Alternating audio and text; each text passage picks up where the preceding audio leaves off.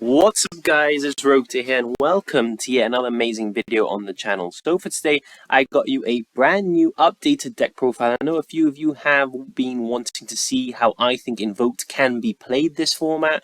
Of course, we are talking the format where Revolution Synchron is now available to be used. And I think that this format is going to be interesting to say the least for Invoked. You know, I'm a massive Invoked player. I always do at least try the once a month Invoked deck profiles, and I try and innovate. And this is what I've come up with so far. In testing, it's been okay. I'm not entirely sure if I'm happy with the side deck, to be honest with you, and I think the extra deck can use a bit of work, but the deck has been performing quite well. And I would like to basically show you this profile. Make sure you do enjoy this type of content, that you do subscribe. I promise you it is free. Leave a comment down below, what deck are you playing right now, and what are your hopes for this format, and also what you want to get hit on the ban list. I'm hearing a lot of ban list talk recently. Could be close. So what do you guys want to see? I think Eradicator is definitely going to be on there. But without any further ado, let's get straight into the deck profile. Of course, it's going to be triple Alistair, the Invoker. Man is still being normal summoned in 2023, and he's still a great normal summon. If you don't know what he does, he's going to add you your Invocation, which we only play one of right now because there's not really much threat of DD Crow at the moment. So on normal or flip, he's going to get you the Invocation, and during the quick effect, you can send him to the graveyard from your hand, and he's going to add 1,000 attack and defense to a fusion. You can do it during the damage step, and that will basically really punish your opponent. So we got an Ash, triple Ash here. I think Ash is necessary. We also have the double Droll, double Imperm, double Effect Veiler, and triple Imperm. The reason we're playing Veiler is because it's a light, and that's very important because that can help it make Armacaba. We also have the Dogmatica package in here still. I think this is a great package, and it's always synergized well with Invoked. You're not always going to open your Revolution Synchron or tuning, or you're going to get stopped in your tuning, for example, with an Ash. So in that case, you're always going to have your Dogmatica pack, which always goes well with Invoked. Ecclesia, if you don't know, it can special summon herself, and that doesn't actually lock you out of the extra deck. What locks you out is using her effect to search. That will lock you out of the extra deck, but apart from that, it is a fantastic effect.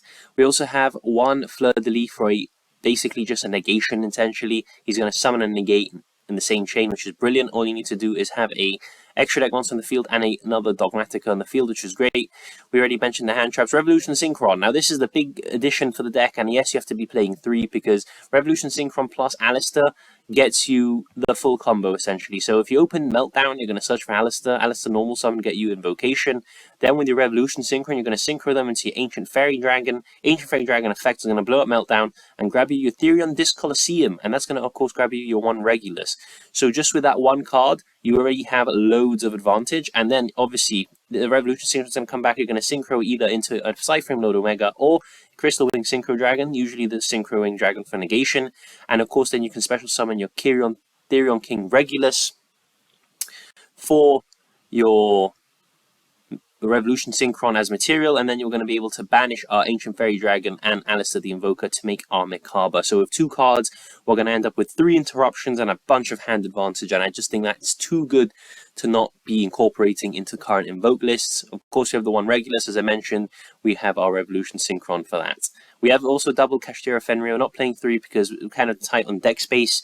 I think double Fenrir is fine. Fenrir such Fenrir is great, and Fenrir plus Revolution Synchron equals the Baron de Fleur anyway. So we also have 1 Call by the Grave, again, to play around hand traps. We have the 1 Invocation, as I mentioned, 3 Magical Meltdown cards, brilliant. Triple Nadir's Servant.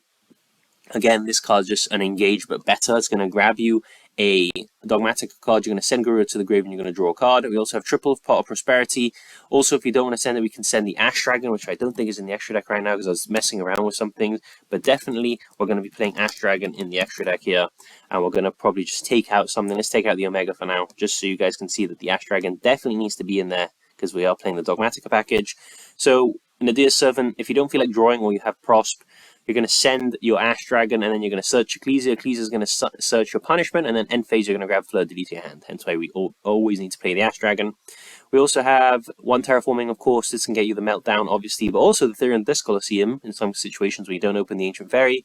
Triple Tuning, and that's going to mill a card. Hopefully, we can mill a light. There's not a lot of light targets in the deck, though, so if we can mill an Effect Veil, that's going to be quite lucky, but it's going to get us our Mekaba online in case they do stop us. We also have a 1 Thrust and 1 Talents to punish our opponent for hand trapping us. Thrust can grab, you know, the Nadir's Servant. It can grab a Tuning. It can grab anything really. It can grab a Terraforming. It's going to be great. Talents is again to punish our opponents for playing the game and trying to stop us. 1 punishment because it's a 2-for-1 by sending Enters to the graveyard. And triple imperm, again, I think we're playing 3, 6, 7, 8, 10 hand traps, so not too bad. Moving on to the extra deck, I just play him strictly for Ultimate Slayer. I really do believe in Ultimate Slayer, and I've been testing it out, hence why we have this Xyz in here. This allows us to hit every single type of card. We're going to be able to hit Links, Fusions, Synchros, and Xyzes, hence why I have the 1. And he gets advantage when he's sent to the graveyard. He's basically an impermanence. We have the 1 Entis, as mentioned, that's going to be our punishment target or an Adir Servant target. It's going to pop a card. We have Garura for a draw. We have Titanic Lad, the Ash Dragon. This is going to be our main Nadir Servant dump, and it's going to get us our Fleur de Lis in the end phase. We have the 1 Raijin, because Drone and Lockbird has been quite prominent in this format. You can also take this out and play the Purgatrio, which is the fire version. I'm just playing Raijin because the Book of Moon helps me dodge things like Vela and Imperm from my opponent. The 1 Agoides, again, just a pop when it's summoned or when your opponent special summons a monster, and it can get huge. Double Macabre, drop this down to 1. I think Macabre at 2 is great. I think 1, if you make 1 Macabre, it's a light, so it fuels the second one. So that's always the reasoning I've had around 2 Macabre. It's just a negation, it does the job. If it gets Impermed, it did its job, it traded 1 for 1. But in that case, you didn't need to discard, so it just got rid of an opponent's card in your hand. Macabre, nowadays, is a bit power crept, I'm not going to lie. He can get dealt with things like Dark Ruler, Imperm, that type of thing. But if they're going to waste an Imperm on a Macabre, and you've gone full combo, you're still going to have 2 negates and loads of other cards in hand, so it's not the end of the world, and it's done its job, it's gotten rid of an opponent's card. We have the 1 Ancient Fairy Dragon. Absolutely insane in this deck with Revolution Synchro. It feels like Revolution Synchro, even though it's Power Tool, it's actually just made for Ancient Fairy Dragon. 1 Crystal Wing, this takes a Synchro and a level 1. This comes back as a level 1, so perfect. Ancient Fairy and Crystal Wing. Ancient Fairy and Revolution makes your Crystal Wing. Crystal Wing's also a wind in case they do out it, we can use it for the Raijin. We have the 1 Baron de Fleur, again another wind for the Raijin. This is Fenrir and Revolution Synchron, it's just another negate. We have the 1 Artemis, in case we just open pure Invoked line and a bunch of hand traps. We have normal summon Alistair link off into a light. We've got a Macabre. We have a Dark, because Alistair is also a Dark, and you can just take something. We have Selene, because Alistair is also a spellcaster. My boy Alistair's just everything, and he can summon back, and we can make an Access Code Talker. So for the side deck, we have Triple Nib, again another light, and just a punish for opponent going first. Triple Ultimate Slayer. You can play Super Poly, it's give or take. I just like Ultimate Slayer. I think Super Poly would probably be better for most people. I just really like Ultimate Slayer, and it's not once per turn. We have double Lightning Storm and the 1 Harpies. Back row, you can, in theory, play more back row removal if you fear it, maybe a Cosmics or something. I don't know if you'd side it, I don't know if it's that warranted, but definitely you can add more to the side. Triple Evenly, because Evenly is just amazing, and Triple Judgment for when we are going first, we need something to put in. Triple Judgment is going to protect us from Evenly Matched, it's going to protect us from things like Dark Ruler No More and all that sort of stuff. So that is the end of the deck profile, guys. I hope you guys really did enjoy my take on Invoked. I would have loved to do this in person, but as I said, since I am back home, I don't have access to Revolution Synchron or the Therion King, sadly.